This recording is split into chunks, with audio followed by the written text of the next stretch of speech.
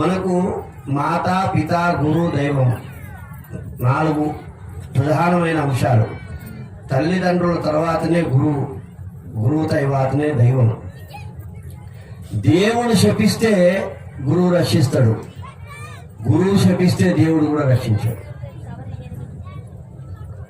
మనకి ఏమున్నా శంకరాచార్యుల వారు గురువాష్టకంలో చెప్తారు,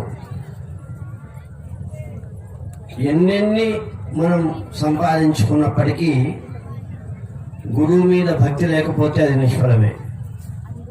అయ్యో గురువు అనగానే దక్షిణ, గురువుకి దక్షిణ, గురువుకి దక్షిణ, గురువు దక్షిణ.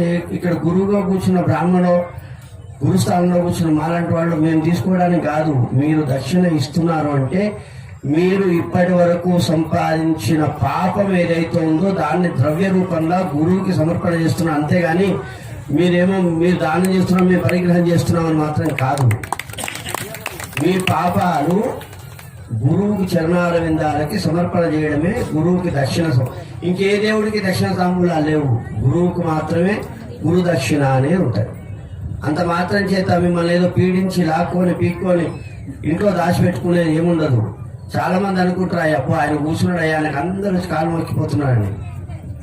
కాలు మొక్కించుకోవడం పెద్ద వైభోగం అని మీరు అనుకుంటే చాలా పెద్ద పొరపాటు.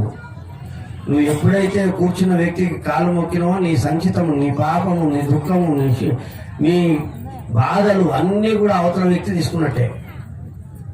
అందుకే గురువుల దగ్గరికి వచ్చినప్పుడు పాదుకలకి దండం పెట్టుకోవాలి. పాదుకలకి దండం పెట్టుకున్నామంటే మన కష్టాలు, మన కడగండ్లు, మన పాపాలు, ఇవన్నీ కూడా అక్కడ పోయి మనకు పుణ్యం సంతరిస్తుంది.